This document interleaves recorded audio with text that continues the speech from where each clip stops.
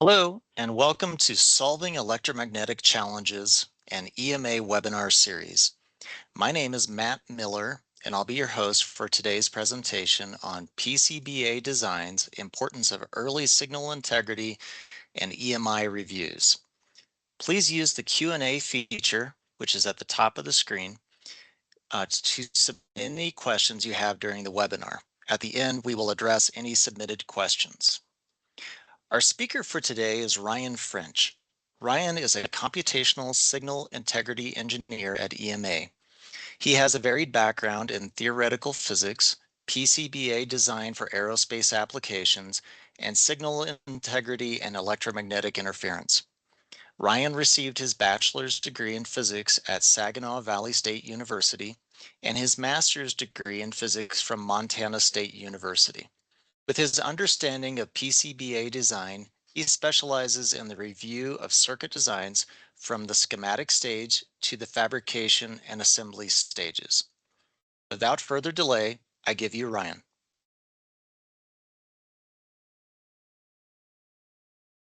Thank you for that introduction, Matt. Welcome, everyone, and thank you for joining. Today's webinar is going to be multifaceted, and I'm hoping that all participants can walk away having learned a little bit. So what we're going to discuss is, first, what is signal integrity and electromagnetic interference? Why is it important? And the consequences of not being proactive in addressing issues. Next, we'll touch on 6 concepts that are crucial in SI and EMI analysis. This is a chance for you to kind of get inside the head of an SI engineer to see how we view electrical circuits. Next, we'll discuss 6 of the most common design issues that I see and some misconceptions that designers have.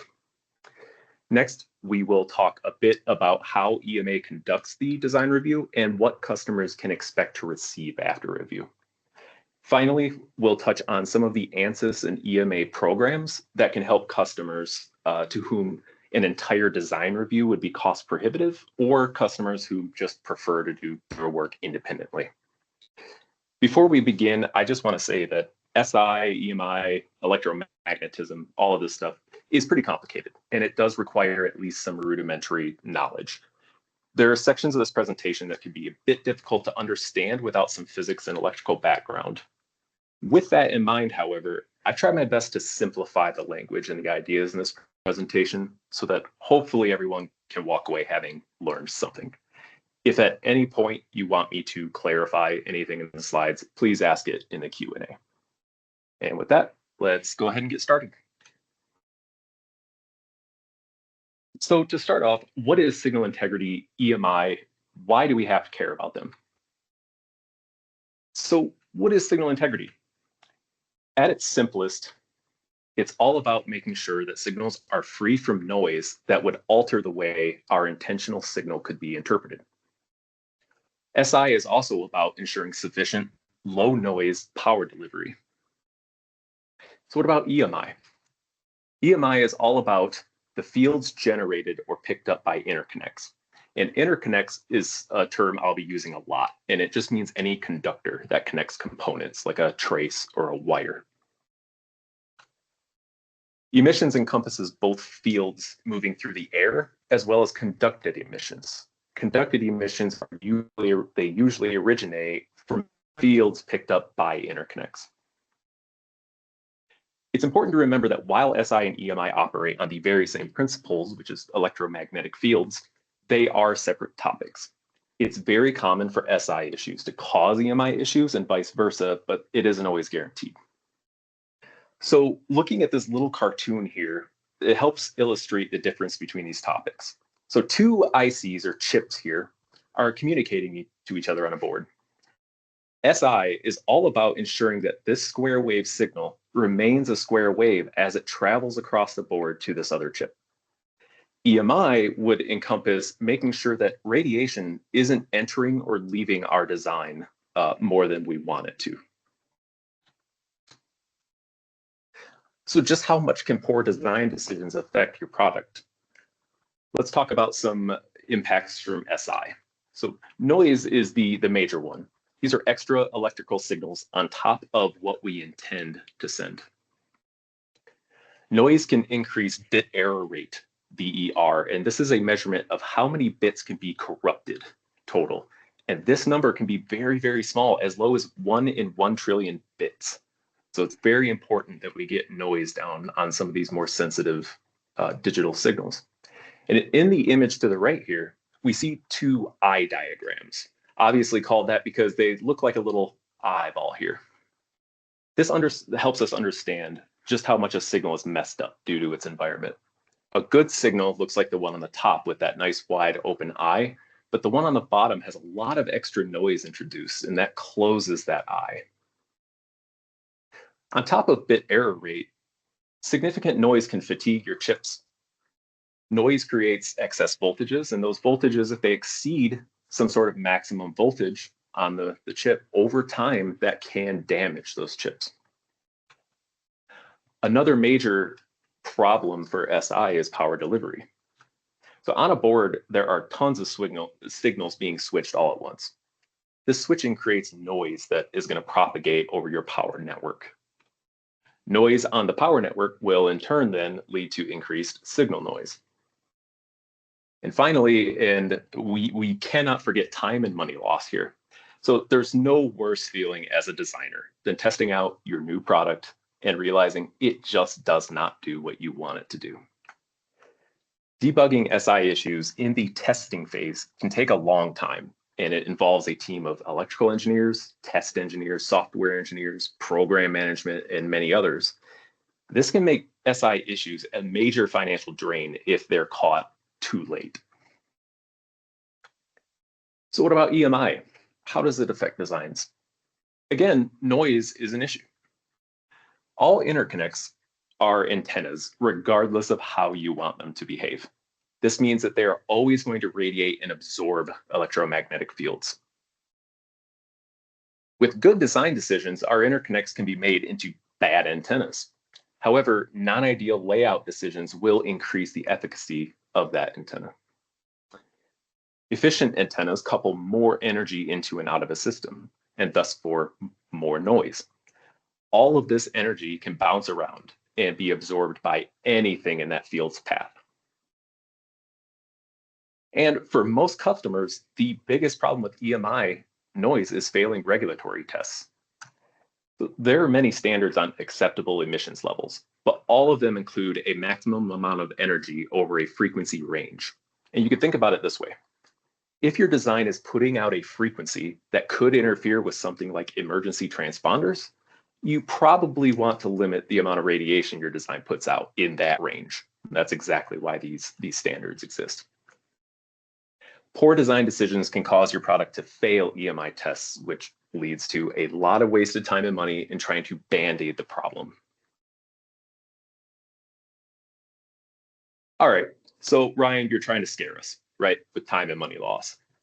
Unfortunately not. A lot of the issues I've addressed in my career have come from very simple mistakes that could have been caught earlier in the design process. So we're going to discuss two real-world scenarios that I have dealt with. So strap on your Sherlock hats. This is the case of the unpredictable keypad. An aerospace customer was designing an interactive, safety-critical module for astronauts to interact with their spacecraft. It was discovered that the keypad signals were really unpredictable. They were causing the receiver to read in nonsense. The issue ended up being very simple. The cable between the keypad and receiver didn't have enough return wires, enough ground wires, and this was causing something called ground bounce. We will discuss that in a later slide. The fix here was just adding a few more wires to the cable. That's it. But unfortunately, how much time was wasted? It was about 3 weeks before consultation. And then on top of that, they had to have time and money for a complete redesign. One more case here, and this is the case of the failing SPI bus. SPI is just a communication protocol. So an aerospace customer was designing a large power delivery unit with about 13 PCBs in there that needed to communicate with each other. It was discovered that while messages were arriving at certain boards just fine, other boards were receiving garbled messages as shown in this image. The issue was tracked down to the stub lengths of the communication traces. And so if we look here, we were sending out messages, and every time it was hitting one of these splits, some of it was reflecting back. We'll talk about reflections, but all those reflections were causing some of these boards to read in nonsense. And now the fix was cheap, but very unfortunate. Again, all it took was a handful of resistors to minimize those stub reflections. However, this had to be implemented on every single design. So by the time this problem was fixed and the updated boards arrived, about 3 months had passed. So I hope that these cases kind of give you some insight into what a drain these problems can be to diagnose in the lab. While at EMA, I've been able to successfully catch these types of issues before customers finish their designs. And that helps them focus on the important things once their boards arrive. So I talked a lot about these problems associated with SI EMI. Let's dive a bit into the concepts that guide this sort of work. And I'm going to be skipping over ideas designers are very familiar with, like crosstalk. Impedance. This is probably the most important concept for signal integrity in EMI. Impedance can be complicated, but intuitively, all it does is tell us how much current will form through an interconnect due to a voltage applied. Now, what makes this a little bit different from something like the resistance that we all learn in intro EE in physics, the V equals IR. Impedance depends on frequency. Now, in interconnects, what this means is higher frequency signals will see a larger impedance, usually, than lower frequency signals. Why do we have to care about this? Well, when a signal sees a change in impedance, some of it will reflect. And reflections cause noise signatures called ringing. And we're going to look into this. Square waves used for communication signals are a blend of a lot of frequencies, low and high. Due to the higher impedance that the high frequency parts see, those parts will be attenuated or reduced more than the low frequency parts. And that's going to alter the way your square wave looks. So in this picture, what I did was created a very simple circuit. This is a 1 volt source driving at 1 gigahertz, and it's just going through a resistor. On the top, we have our ideal resistor, 1 ohm, just resistance. And on the bottom, we have what is called a real model of a resistor. And we have these parasitics. We have an inductance. We have a capacitance. These are values that are typical of like a surface mount resistor. Now, when we plot the current through these circuits, we do see a difference. There is less current going through the real resistor, this blue one, than the ideal resistor, the red. And that's because with real world effects, we have to consider them. Now, let's talk about how signals move from one point to another in a board. And we're going to focus just on traces, signal board, PCB traces here for simplicity. While we're very accustomed to think of wires and traces as simple point-to-point hookups, they are actually transmission lines. And if anyone can remember back to intro physics and EE, transmission lines can be a little bit complicated. So we're going to approach this very simply. When a chip switches its pin, that voltage wavefront travels in all directions. The whole purpose of an interconnect is to guide that wavefront. And this voltage wavefront is effectively traveling in a waveguide where the signal fields are constrained between the signal trace and the adjacent return plane, assuming, this adjacent return plane. And in this image, we see how a voltage wavefront travels down a PCB trace, coming from the left to the right. But wait, a closed circuit's current always flows in closed loops, right? So why is there current here if we don't even know if this is a closed circuit yet? We haven't said anything about the circuit. Signal and return current form at the same time, and they propagate together just like that voltage wavefront. And the current loop is always closed due to what we call displacement current. That is, anytime a changing voltage is occurring, we have a current through free space. And that, the conductive current plus that displacement current, gives us our loop. So now that we have some understanding of what impedance is, let's look at why it's important in reflections.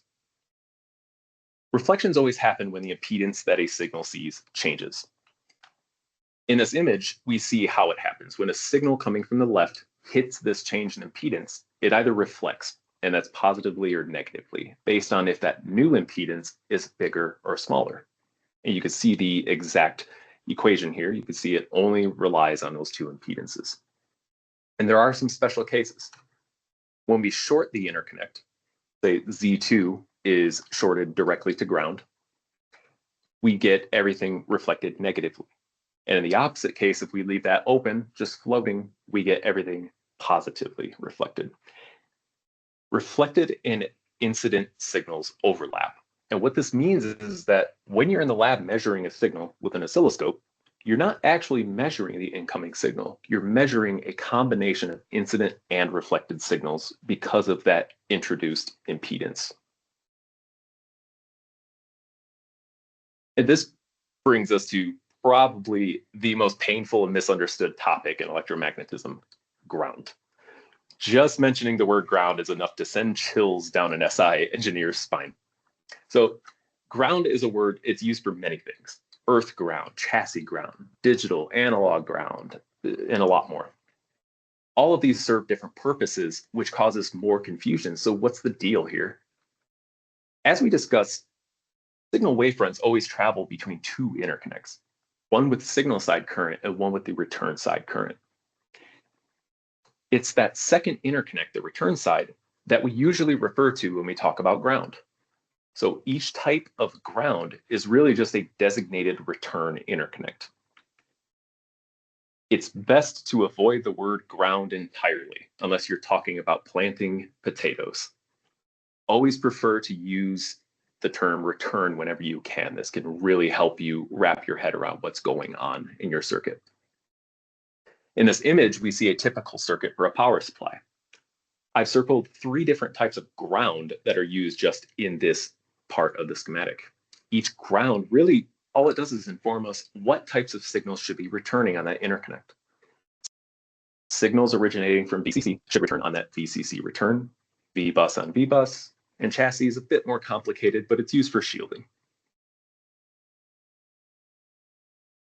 So we discussed signal returns and how they're just that second half, right? So I said that voltage wavefronts spread in all directions. This means that signals will also return on all nearby conductors, regardless of their voltage. Most of the current takes the path of least impedance. This is sort of the old current takes the path of least resistance. This is the same concept. In reality, this means almost always that the closest conductor will have most of that return current. Since the return is just the second half of that structure, understanding the path of your signals to all returns is just as important as understanding your signal path. In this little cartoon, a chip is sending out a signal on a top layer trace. There are many conductors in the vicinity. There's a heat sink on there, another signal trace, and a copper plane, and that's where we want that signal to return. Notice that the signal, however, is returning on all of these structures regardless of our intentions. So speaking of return paths, let's do a quick little quiz. The chip on the left is sending a signal to the chip on the right. The signal path is shown with the red arrows. A copper plane is located on the second layer for the return. Can anyone tell me what the path of that return current is going to be? And this is a trick because it depends on frequency.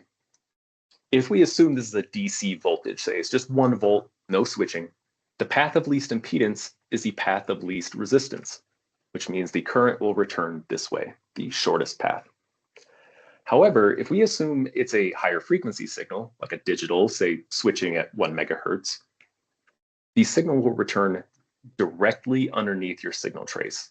This is the path of least impedance for digital signals. This is crucial to know for some of the topics we're going to discuss next. The final concept I want to talk about is power delivery network, which is the combination of everything between the power source for a board and the chips being powered.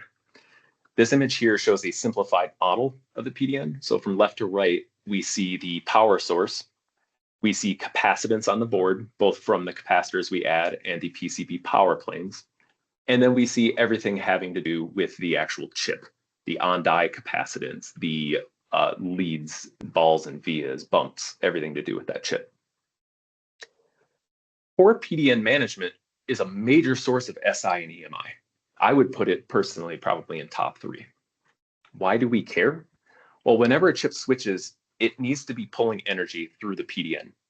If that PDN has a large impedance, large dips in the PDN voltage are possible.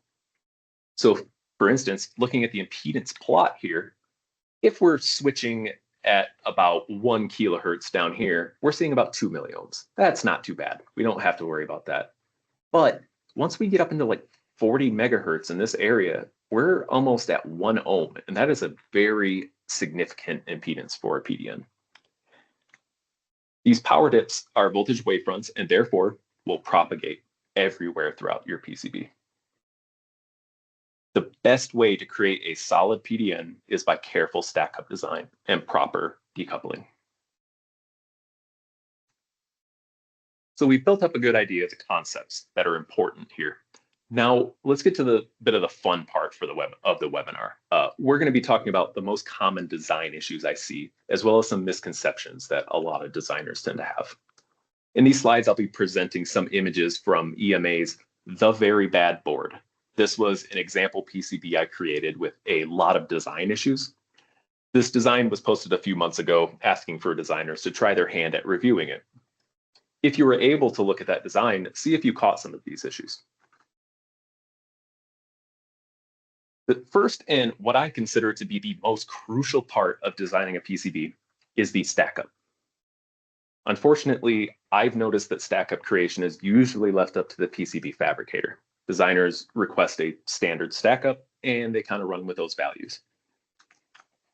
Without careful planning, most standard stack-ups will provide suboptimal power delivery and SI EMI performance. To mitigate issues, stack-ups have to be designed to, 1, provide high quality power. This means engineering a low impedance PDN.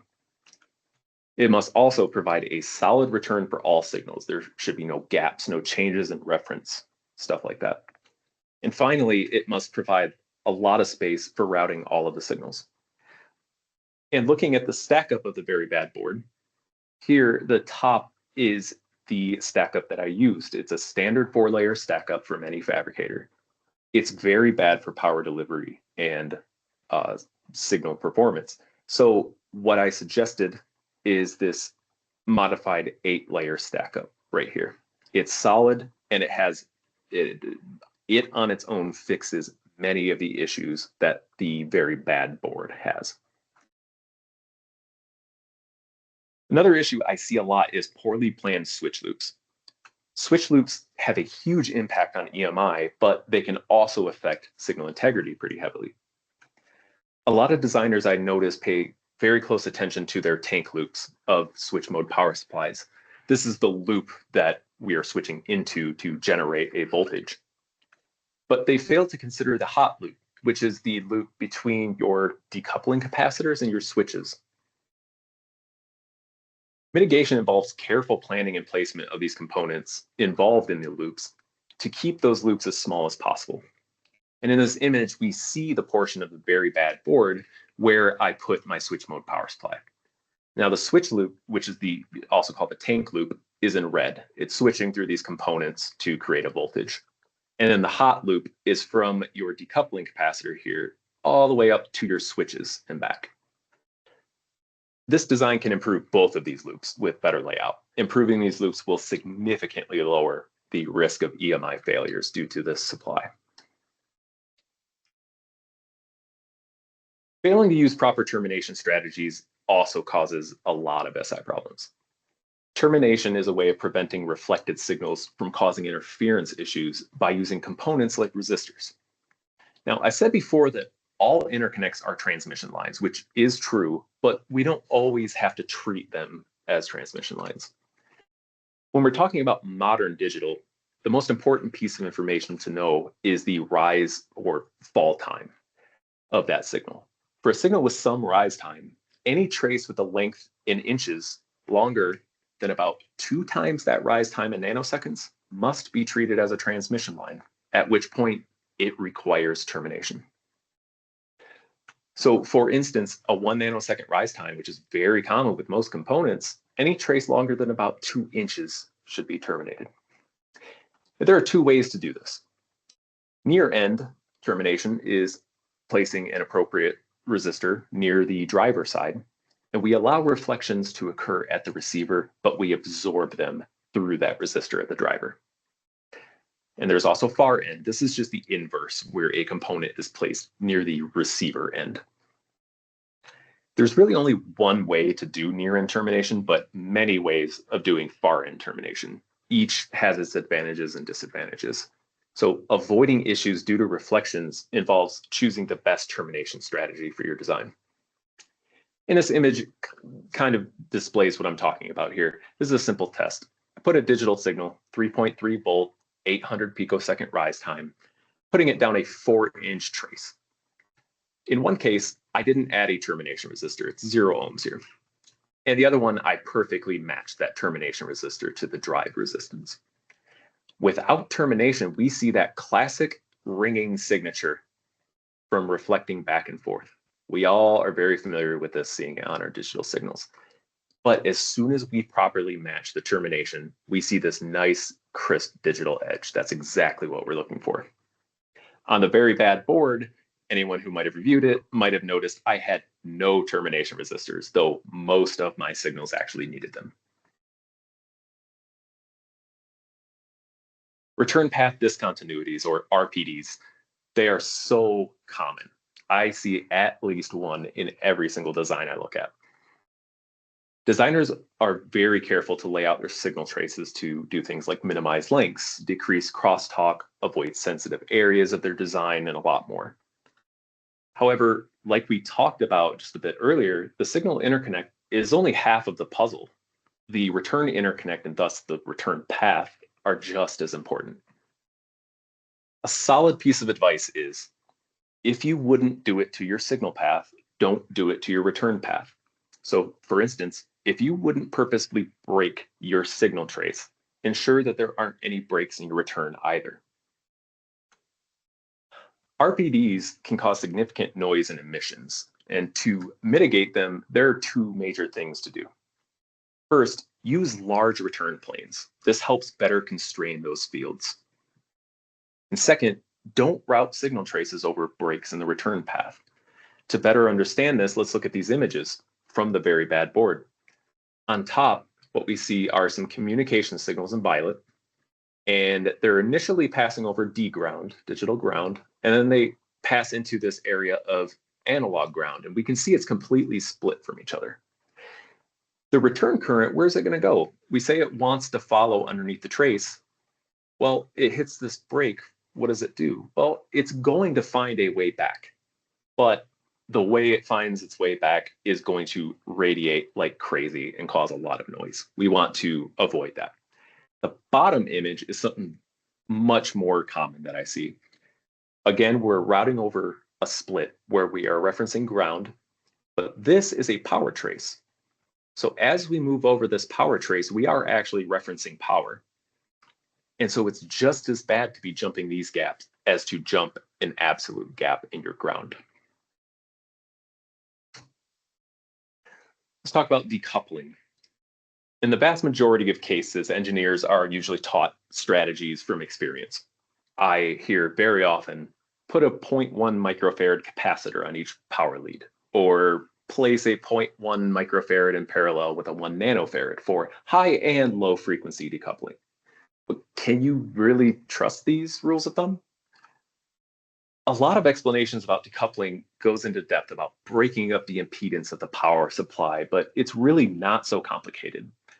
Decoupling capacitors are just a source of low impedance power.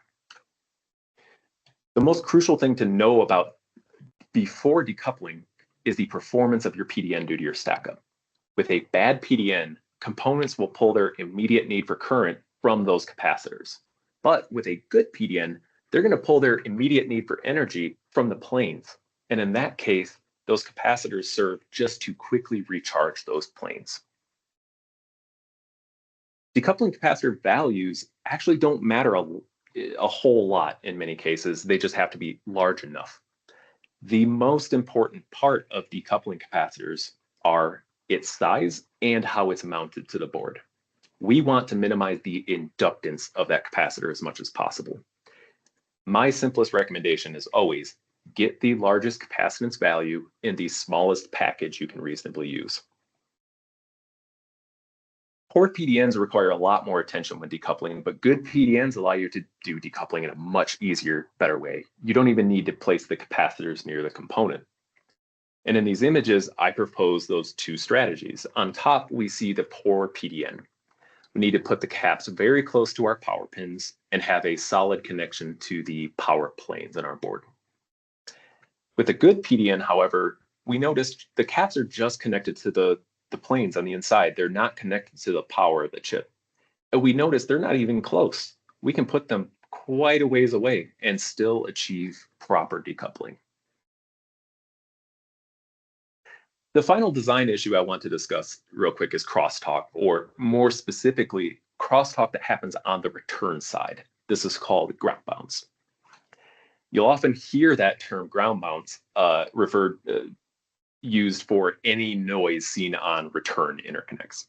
However, it's actually pretty simple. It just occurs whenever signal returns are overlapping, and that is exactly what crosstalk is. This can happen frequently in connectors where there are a lot of signals and not many returns. And this example for the very bad board, I have a connector with 10 digital signals and 5 analog signals. However, I only put 6 returns there. Those are the connections to deground. This means that the signals they're gonna have to share those returns. And where those returns overlap, ground bounce will occur. And that's going to spread into your board. All right, we're done with the technical talk now, so I hope I didn't put anyone to sleep. We are going to now discuss how EMA performs the design reviews. An example report was generated for the very bad board. Screenshots from that report are going to be used in these slides. Also, keep a lookout for a PDF copy of that design review. You should receive it right after the meeting is done. That report you receive will contain the same exact information you can expect from one of EMA's design reviews. The high-level process for a design review is shown here in the flowchart, and it always follows these steps. First is a system analysis, getting information about harnessing the diagram, what kind of enclosures there. We move on to schematic review, just briefly looking at the schematic, noting some things. And then we get into the real meat of the process, which is steps 3 and beyond, where I'm looking at the physical board, the stack up, the layout. So in the following slides, we're going to dive a bit more into these steps. So after gathering system info, the first step of the review process is to look over the schematics. They're analyzed to inform potential issues in the layout. So schematic review is not intended as any sort of design critique. It's just information for me. So some of the info that is noted during this step can include maybe lack of termination resistors, split returns and potential ground loops, filter design on your input and output, sensitive signals that have to be low noise, connector information, maybe too few returns, poor return placement, shielding, etc. Signal stubs, and also component properties like rise time and clock frequency, as we see here in the image under other notes. So we see the table from the very bad board design review. And in here are the notes taken while reviewing the schematic, each with a reference page number so that it's easy for you to refer back to what I'm talking about. After schematic review is the most intensive step in the review, which is the layout review. So here the stack up and physical layout are inspected for non-ideal design decisions that could cause SI EMI issues. Inspection is done using rules of thumb, relative risks, and just basically experience with these issues. So as an example, if I'm looking at a signal's trace length, I would approximate that maximum trace length before needing to terminate with that previously mentioned approximation. Concerns in the layout are noted in a table, and they all have accompanying images. Some of these images could include a screenshot showing the exact location of the issue on the board, maybe a drawing of how to mitigate the issue with your design, and in some cases, demonstrative images may be included to make the issue a little bit easier to understand if it's a complicated sort of problem. And here is part of that table for the layout review of the very bad board. We see visual indicators, so the worst offenders are marked with a red X. So something like the stack up is not great, probably should fix that. Whereas something like routing signal layers having plain fill, not a huge deal. The final step before compiling the report is to run SI and EMI simulations. And now that is if time and money allows. It all depends on how we set up the contract. So these simulations are quick and informative. There's no weeks-long full wave solving going on here. And the simulation results just help quantify the risks found in the layout review. Some example simulations that we can perform are resonances. This shows areas of your PCB that are going to be prone to resonating wavefronts. So if you do get some sort of noise in your board, where is that noise going to really get amplified? Signal impedances, this is a scan of all of your traces to show what their impedance is. This can help show any interconnects prone to large reflections. PDN impedances, this is the impedance of your power delivery network at important components, and that's calculated to predict worst case noise on your PDN. There's also crosstalk, a scan of just coupling coefficients between interconnects. This can help show noise limit violations. And here we see a couple of the simulations I did on the very bad board. So on the top is the PDN impedance. And just as I expected from this design, we have sorry, it's hard to see the numbers here, but we have a very large impedance on the PDN, just as we expected. And on the bottom, we see an image showing areas where crosstalk limits are violated. So we see the red area here is a violation, orange is a warning. And yeah, very intentional there. Also routed a bunch of signals really close to each other to try and draw that out. And finally, in the conclusion section, the knowledge from all of the previous steps is kind of distilled and presented in a friendly manner. The conclusions table lists each type of SI EMI issue from most likely to cause problems to least likely. Each type of issue has a reference back to its appropriate layout review table rows. So we can see under references here, I'm mentioning the exact rows so you can go back and see what the exact issue was. The severities in this section should be considered the guiding severities. These are decided here based on the criticality of the issue and also how often it occurs. The conclusions table for the very bad board here, we see the issues descending in severity, starting with stack up, floating copper, all the way down to, there's no shielding on these signals leaving the board. Might be an issue, but maybe not. So in addition to these sections that I've covered, I also include a couple of appendices in every report.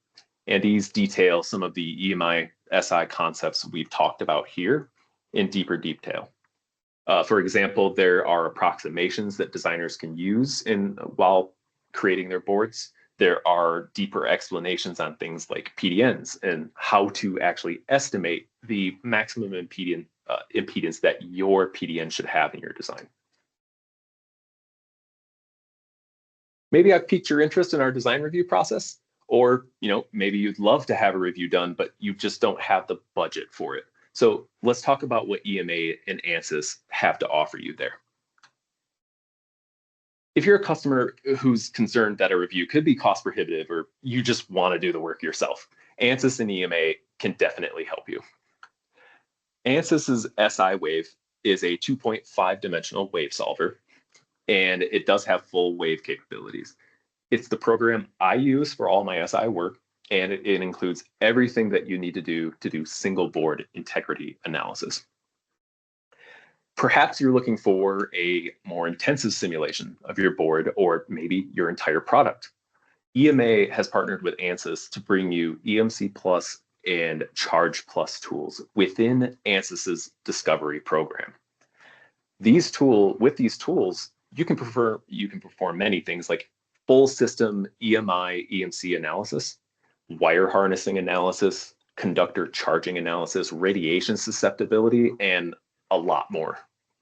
So if you are interested in hearing about these tools, please reach out to either your local ANSYS representative or the team of experts here at EMA.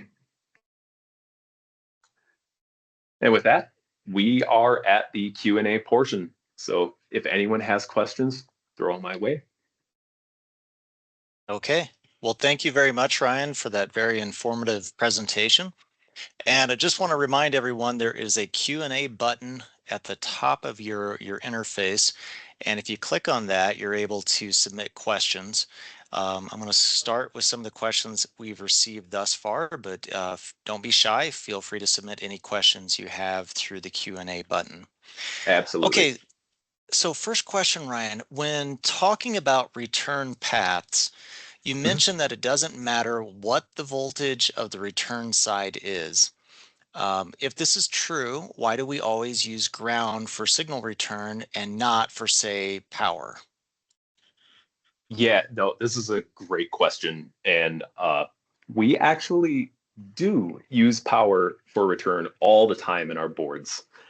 And the reason we can do this, when a signal switches, you imagine a voltage switching at a switch, your return current wants to return to that ground side of the switch, the non-power side of that switch, right? To complete that loop. What is important is that your return has a low impedance path back to that switch. Now, obviously, the lowest impedance path is always going to be that same ground return interconnect. However, in a lot of boards, we have a very low impedance path from power as well because of the interplane capacitance and the decoupling capacitors we add and the on-die capacitance even in your chip. It's a very low impedance path for AC signals back to ground.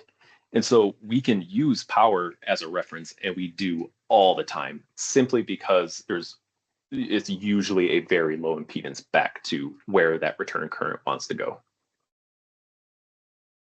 All right, thanks for that answer. Next question, is there any option to import designs from Altium, for example, to EMA to carry out these types of analyses, or is it necessary to recreate the PCB in EMA or presumably SI wave? Yeah, oh, excellent question. So some of the more major tools, I know Altium for sure has specific exports for ANSYS files. They may be plugins, but they are free. Expedition from Siemens might also have the same thing. We can do imports of ODB++ files. They are a bit more complicated. They do take a bit more work, but yeah, any standard ODB++ output is perfectly fine. I generated the very bad board in KiCad and just used those files, so it's perfectly acceptable. Okay, thank you. Mm-hmm. Next question. Our company has an existing PCBA design that works, but has never been reviewed for potential SI or EMI issues. Is there significance to analyzing a working design? Yes. Yeah, we tend to get very comfortable as designers. We've had a board and it just works. We've never had problems with it. So why dig deeper? And you should absolutely have it reviewed just in case. And I can give you a very good example. There was a company who had a board design that had worked for many years. I think it was like 5 years at this point. Customers were using it. So they went and built a new batch of them, and they discovered they were behaving completely differently. and nothing had changed. And it ended up being tracked down to the microcontroller they were using. It was the same exact manufacturing part number. Nothing had changed, except the manufacturer of the chip went through a die shrink and just made basically all of the transistors inside there much smaller. And what that allows is much faster rise times. And as we discussed, that is the most important thing for SI and EMI. So all of a sudden, because a manufacturer decided to change something, they had issues in their design. And now if they had paid attention and implemented some stop gaps or some protections against SI issues, they wouldn't have to worry about that die shrink. Gotcha. Okay, yeah, thank you. That's helpful. Again, I just want to remind everyone you can submit questions through the Q&A feature at the top of the interface. Another one just came in. Can we use lower decay material for signal integrity and higher decay for power or PI? I assume that's power integrity. Yeah. So yeah, dielectric choice is complicated, right? So the short answer is yes. Uh, Many stack ups I've dealt with use different dielectric layers for different purposes. You tend to have a low loss dielectric for stuff like high speed signals, and you don't have to worry about that as much with power. So yes, absolutely. Many stack ups are uh, are very specialized in that way. Okay. Next question. What suggestions do you have for designers who are interested in learning more about SI and EMI? Yeah, so I will give you some resources that basically got me into signal integrity from being a designer of boards. Two names you have to remember are Eric Bogatin and Rick Hartley. They both, so Eric teaches at CU Boulder. He's a signal integrity expert. And Rick Hartley is an expert, EMI, EMC, grounding, general electromagnetics. They both have many excellent talks through like Altium Live. Those are all available on YouTube. I highly encourage you to watch those, to read Eric Bogatin's books, and look into the people they mentioned. Like Ralph Morrison also has some really great books to help you understand this. Okay, thank you. Mhm. Another question just came in. What causes jitter in eye diagrams? I know signal reflections cause overshoot, undershoot. Yeah, so jitter is caused by a couple of things. Uh, Timing is a big one. Timing in your chip alone will cause a lot of jitter, but it's it really I've seen a lot of jitter come up from impedance discontinuities. Uh, some of the smaller ones that cause not so much the overshoot and undershoot, but cause noise during the rise and fall times of your signals. Okay. All right. We've got a few more minutes here if anyone has additional questions. So we'll just hold here for maybe 20 seconds or so. So yeah, if you have questions, please go ahead and post them through the Q&A feature. And while we're waiting for any further questions, I want to remind everyone that EMA is hosting our second annual EMA Expo, which will be April 28th through May 2nd at University of Massachusetts at Amherst. We'll have a lot of different technical talks, workshops, software demonstrations, and a tour of our Pittsfield, Massachusetts office. If you're looking for a good continuing education opportunity and a great networking opportunity, please think about attending the EMA Expo this year. There was a question here, I'll go ahead and address it. Can we get slides recording of the presentation? Yes, absolutely. Those will be sent out after the recording is completed. We'll send a link to a copy of that recording along with some supplemental slides that Ryan has prepared. So that'll be coming out later today. Okay, well, unless there are further questions that come in the next bit here, I think we're going to wrap things up. So if you have any further questions about anything that we discussed today, feel free to shoot them to Ryan, myself. There's a contact us form on our website. Any of those methods are fine. And so next up in the EMA Solving Electromagnetic Challenges webinar series is a presentation entitled Validation of EMC Plus versus Experimental Measurement in an EMC Lab. And that is scheduled for February 19th. It will be presented by our company president, Dr. Tim McDonald. And I see no further questions, so I think we will go ahead and wrap things up. Thank you everyone for your time and attention. Thank you, Ryan, for a very nice presentation, and I hope you all have a great rest of your day. Yes, big thank you to everyone.